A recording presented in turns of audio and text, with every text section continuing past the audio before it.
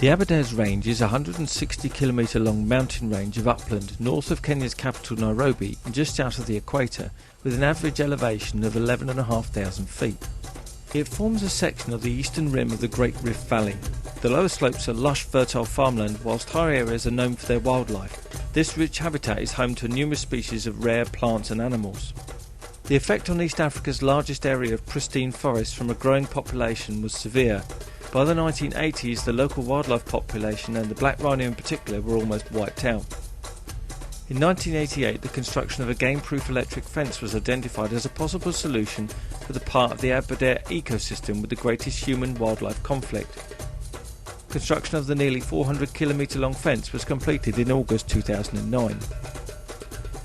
The CO2 energy-efficient stove project works in communities that border this fence line and aims to reduce the demand for firewood to alleviate pressure on local resources. Though the farmland in the area is fertile, the average family plot is very small. Families have little disposable income and housing is basic. Most of the households cook indoors using a traditional 3-stone fire, which is inefficient and produces a lot of smoke and soot, which is very damaging to health.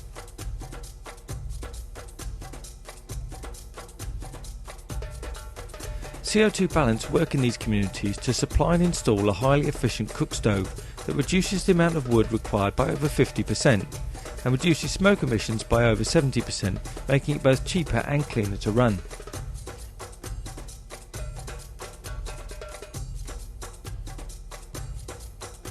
Once installed, our community education team trained the people how to best use and look after the stove, which is supplied free of charge in exchange for the carbon saving, on average 3 tonnes per year for each stove.